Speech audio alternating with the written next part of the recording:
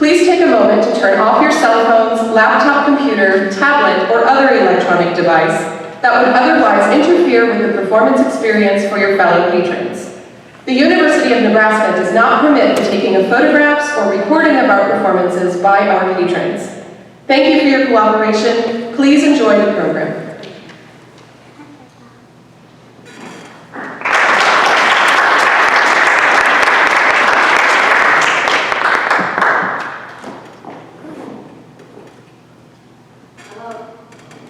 Hello. Okay. First of all, thank you all for coming to my lecture recital. This means a lot to me because this is my last recital as a student. So I picked this fancy venue. Okay, now I'm going to start my lecture recital.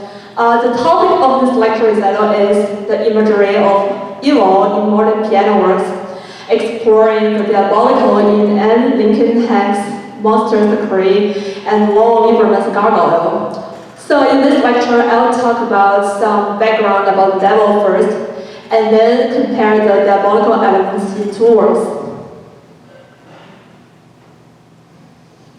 This is a picture of the earliest manuscript of a portrayal of the devil. It's included in the largest medieval manuscript, Codex Gigas. This manuscript is also known as the Devil's Bible because there is a large illustration of the devil.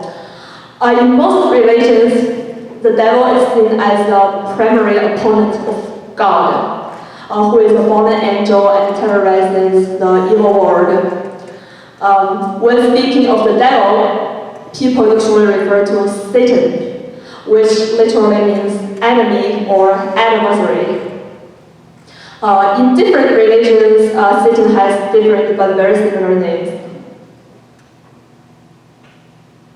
In music, there has been specific language to represent the image of the devil. In the Middle Ages, tritone was considered as the devil's music because it's extremely dissonant and unpleasant to hear. People believed that kind of music shows disrespect to church and would only mentally disturb the listener. So it was banned by church for centuries. Music professor John Deatherage of King's College affirmed this idea.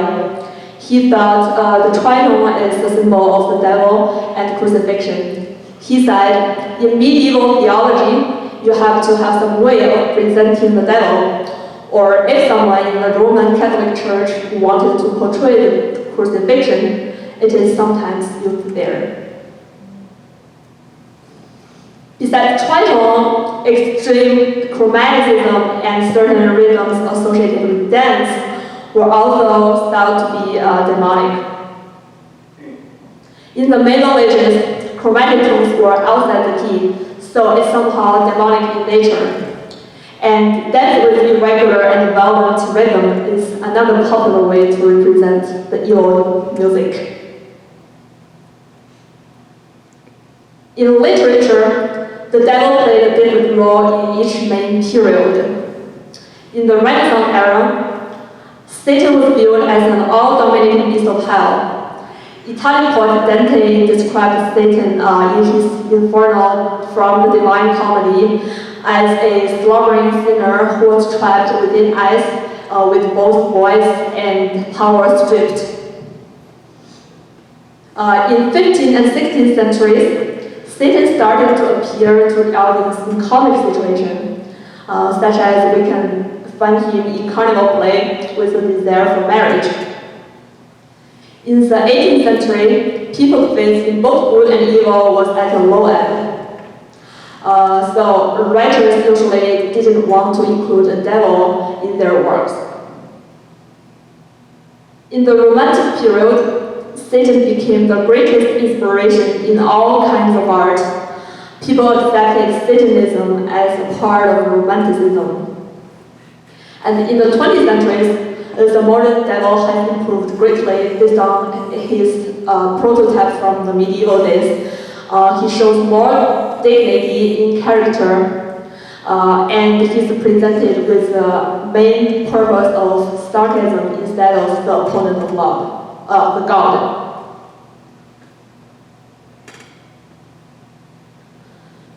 The devil is given credits in many fields. He's believed to be a gifted fiddler, like the one who appeared in Italian composer Tartini's Dream and played the Devil's Trio for him. And he's also considered as a skillful dancer who always presents himself to the young ladies who is without a partner. Modern writers also believe him to be a writer, scholar, a philosopher, and a scientist. People glorify him in all kinds of art, in dance and drama, in fiction and romance, but he's always a defeated foe in the end. Now we are moving to the first main piece by Lincoln Hanks. American composer Hanks was born in 1969. He is also a tenor and music pedagogue. He wrote both ensemble works and solo works. He obtained a bachelor degree from Lipscomb University and both master and doctorate from Indiana University. And currently he's working at Pepperdine University in California. His piano work, Montreux Factory, was written in 2011. The title was inspired by French writer Jean Cocteau's theater work, Monster Factory, which means holy terror. Cocteau defines the monster in his play as a public figure or a celebrity with strange behaviors and eccentricities. Hanks borrowed the same meaning from it. The piece was premiered in New York, 2012, New York, by Paul Lawrence. The work has 4 movements. They are organized in a structure of romantic period sonata, with the first movement in a majestic style, a scherzo-like second movement, a slow third movement, and a rondo finale. This work is very programmatic. The music follows the program very closely, and the 4 movements together, they're telling a complete story.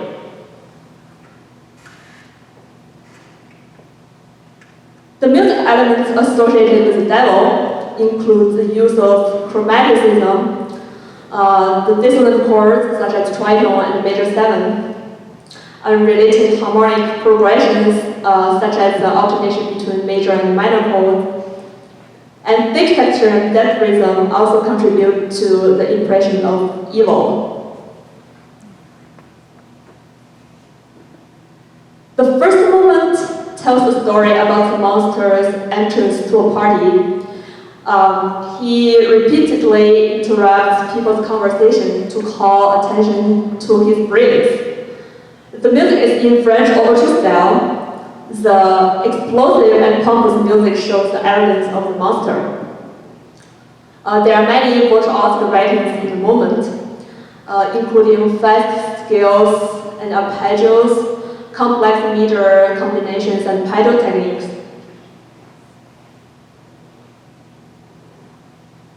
The form of the French overture shows in its 2 contrasting parts. It starts with a slow dotted rhythm section and followed by a fast fugal section in compound meter. So the music example shows the slow section with dotted rhythm, and I compare it with the overture in Bach's Partita in D major, which also has 2 same sections in. So in Hanks music, I'm gonna demonstrate a little bit. In Hanks music, you can hear the dotted rhythm like this.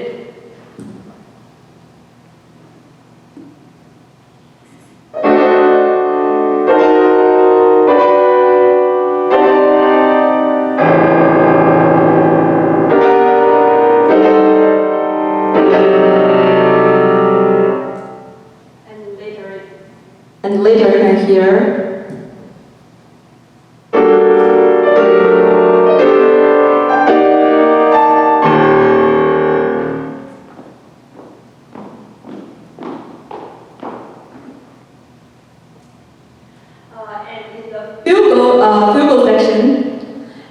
As you can see, the left hand imitates the melody in the right hand, just like the imitation in Bach's overture.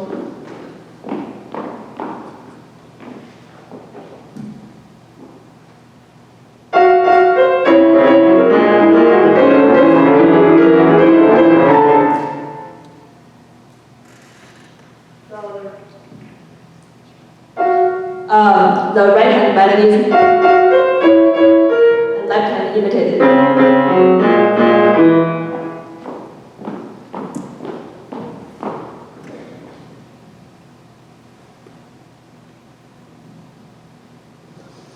The second movement is the Baroque jig.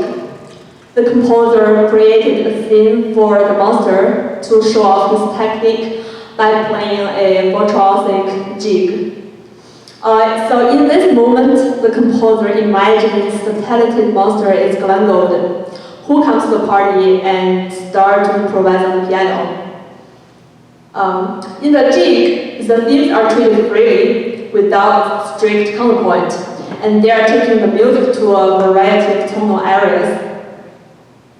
Also, unlike general jigs, which are usually in a binary form, this is written in a ternary form with a section repeated. The composer challenges the monster to improvise based on different jig motives. So there are many quotes from Bach's jig in both English and French suite. The first quote is from Bach's French suite in G major.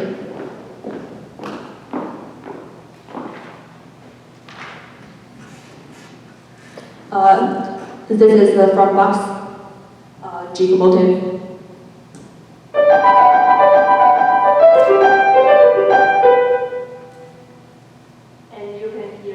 And you can hear Hank's music.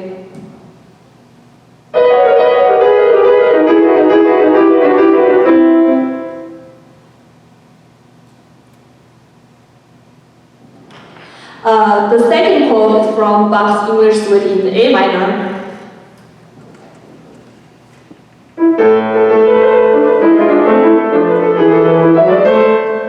And you can hear the similar music in Hank's music.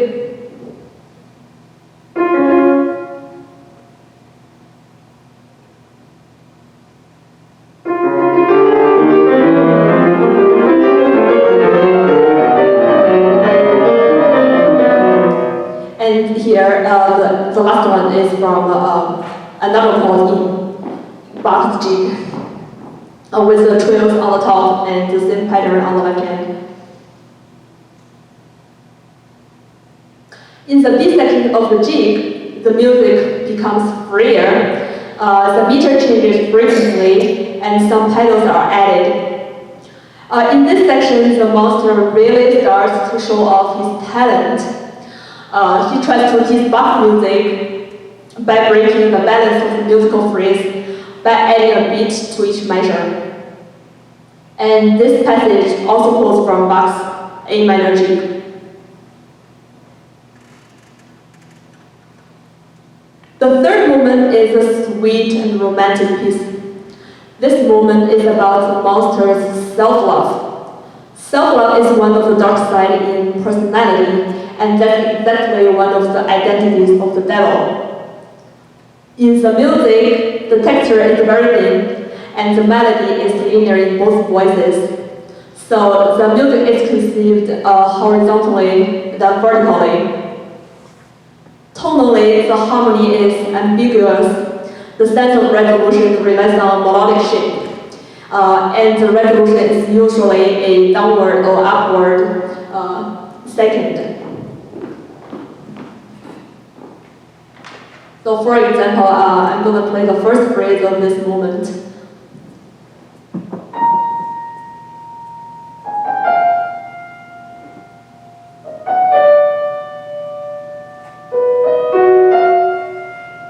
And here comes the resolution. It's a minor second.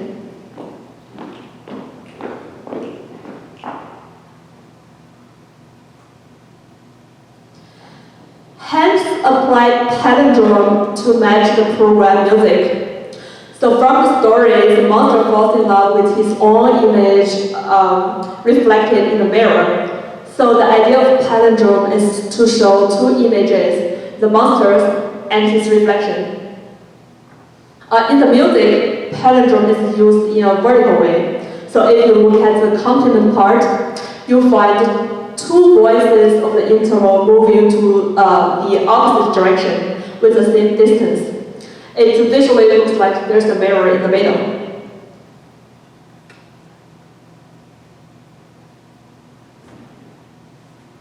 The last moment is the dance moment. It's a celebration of this monster as an artist. There are two parts in the moment, the introduction and the dance.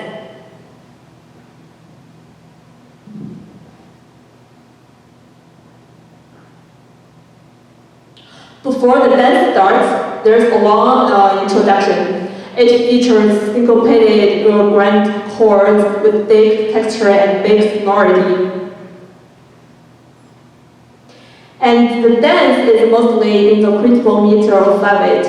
It also alternates with 6/8. The music is full of syncopation and dotted rhythm, so the pulse is hard to follow. I'll demonstrate a little bit of the dance music.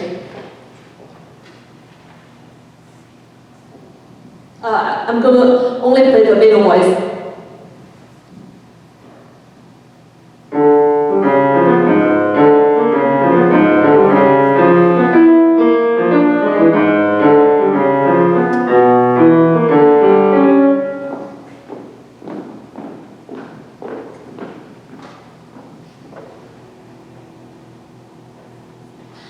This irregular dance rhythm in 5/8 is also well known in Slavic culture. Bartok used to include this same meter in his 6 dances in Bulgarian rhythm. At the very end of the piece, the beginning theme is restated. The music in the last measure shows the monster making his final exit, and the last chord imitates the sound of closing the door. Now moving on to Lieberman's gargoyle. In architecture, a gargoyle is a spout in the form of a grotesque demon adorned outside a cathedral. It's designed to throw rainwater from a roof gutter. Lieberman's work refers to those creatures, but he has no special interest in the architecture. The title was chosen for its suggestive power. There are 4 moments in the piece. The real demonic quality shows in its first and last moment. The second and the third moments are restrained in terms of musical character, but the continuity never broken. There's always a feeling of the evocation of the supernatural. Compared to Hanford, Lieberman used a lot more diminished chord to portray the devil's character. The diminished chord is very open for resolution. It's a departure from a strong tonal center toward tonal ambiguity. So Lieberman disintegrated the tonality with diminished chords to make connection to the demonic quality.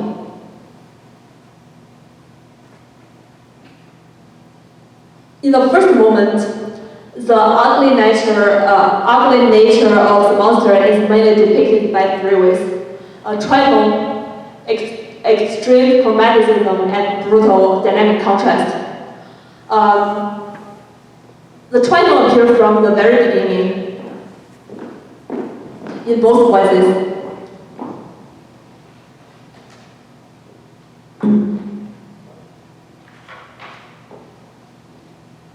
So in the left hand and right hand,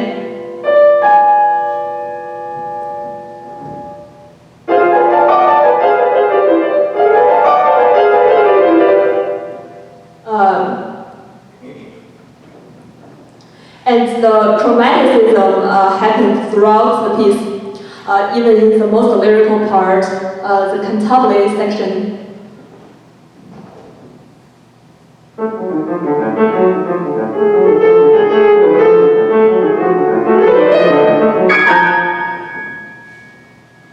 the last one is brutal dynamic contrast.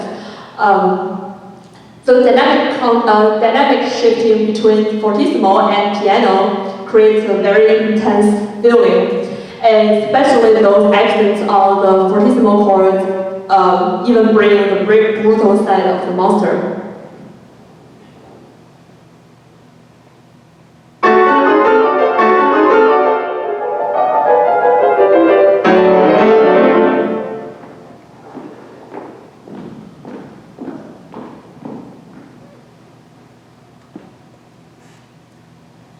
The movement ends in a very subjective manner. It's garble-like. The ascending chromatic scale is offset by the descending motive. The music vanishes into the air. The final movement of gargoyles is also a dance movement. The dance is a tarantella. It's a rapid warrior dance. The demonic quality is perfectly linked with the nature of the dance, because according to history, ancient Italian people initially danced tarantella to get rid of the poison from their blood system after being bitten by a wolf spider. So Lieberman chose the dance of tarantella to suggest a diabolical mood. At the coda of the gargoyle, there are some diabolical similarities with Liszt Mephisto waltz. The octave Liszt in Mephisto waltz is used in a wedding scene where the monster of Mephisto is leading a dance. And both music shows the fast driven rhythm in this wild dance. In terms of the portrayal of the monster imagery, both composers absorb some same sources, such as they both organize their work in a sonata-like set.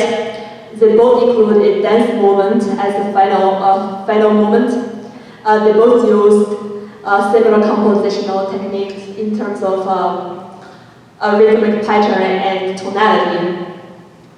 But the difference between two works is the role of the monster. In Gargoyle, Lieberman never showed interest to write programmatic music. The title was only chosen for its suggestive power. But in Heck's work, the music is very programmatic, and the music serves basically as a programmatic purpose. And the music shows every detail about the story. In conclusion, as thousands of years passed, the monster imagery never failed to appear in music. And those elements such as tritone, chromaticism, dissonance, and virtuosity continue used to present the character of the monster. And modern composers remain those core principles and reinterpret the music in a more 20th century aesthetics. What we cannot deny is the monster imagery has been such a fundamental inspiration in art history, and in the future I believe it will be understood better and expressed in a more diverse way. Thank you very much.